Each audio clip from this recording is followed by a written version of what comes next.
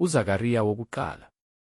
Ngenyanga yesishiyagalombili ngomnyaka wesibili kaDariyu izwi likaJehova lafika kuZakariya indodana kaBerekhiya ka-Ido, umprofethi, lathi, uJehova wathukuthelela nokuthukuthelela oyihlo. Kepha yisho wena kubo, uthi, usho kanje uJehova Sebawothi, uthi, buyelani kimi, usho uJehova Sebawothi, ngiyakubuyela kini, usho uJehova Sebawothi. Ningabi njengawoyihlo abaprofethi bokuqala abamemeza kubo, bathi, usho kanje uJehova Sebawothi, uthi, ake nibuye ezindleleni zenu ezimbi nasezenzweni zenu ezimbi, kepha kabalalelanga, kabangiqaphelanga, usho uJehova. Oyihlo baphina. Nabaprofethi bakhona kuze kube phakade na.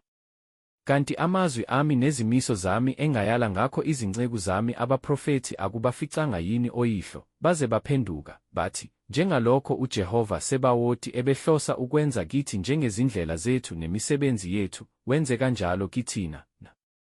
Ngosuku lwama-24 lwenyanga ye-11 eyinyanga kaShebathi ngomnyaka wesibili kaDariyu izwi likaJehova lafika kuZakariya indodana kaBerekhiya ka-Ido, umprofethi, lathi, ngabona ebusuku, bheka, nango umuntu ekhwele ihhashi elibomvu, wema phakathi kwemibomvana eyayisesigodini, nasemva kwakhe kwakukhona amahhashi abomvu, nalufipha, namhlophe.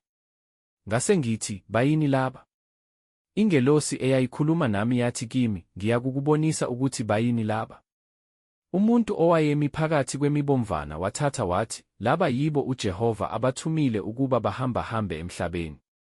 Base bethatha, bathi kuyo ingelosi kaJehova eyayimi phakathi kwemibomvana, sihambahambile emhlabeni, bheka, wonke umhlaba uhlezi uthule.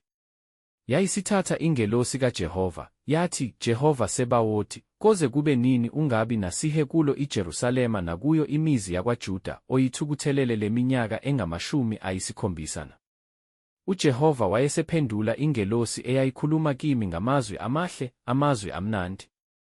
Yayisithi kimi ingelosi eyayikhuluma nami, memeza uthi, usho kanje uJehova Sebawothi, uthi, ngihawukela iJerusalema neSiyoni ngokuhawukela okukhulu. Ngentukuthelo enkulu ngiyathukuthelela izizwe ezizinzileyo, ngokuba lapho ngithukuthele kancane nje, zandisa okubi.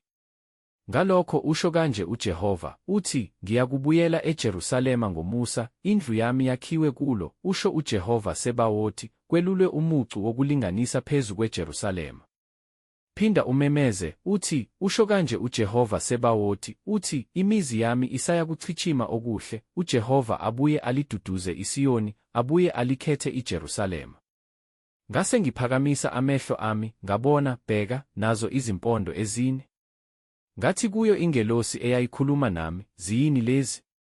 Yathi kimi, lezi ziyizimpondo ezihlakazile oJuda, no-Israyeli, neJerusalema. uJehova wayesengibonisa abakhandi abane bensimbi. Ngathi, laba bafike ukwenzani na? Wakhuluma wathi, leziya ziyizimpondo ezazimhlakaza uJuda ngangokuba kungabangakho muntu ophakamisa ikhanda lakhe, kepha laba bafikile ukubashaya ngovalo, bawise phansi izimpondo zabezizwe ezaziphakamisa uphondo ngezwe lakwaJuda ukuba lihlakazwe.